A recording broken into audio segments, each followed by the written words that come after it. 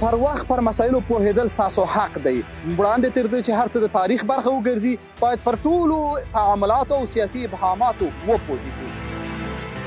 دا د بریټانیا د کتابتون یا برټش لایبرري یوه څنډه ده.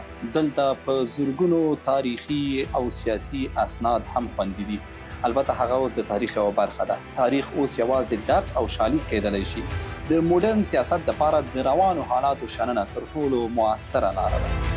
د سیاسي قدرتونو او اړخونو تصامیم او پریکړې یو خوا، خو دا د ولس د پوهاوي او سیاسي شعور کچه هم ده چې د ثبات تضمین کولی شي.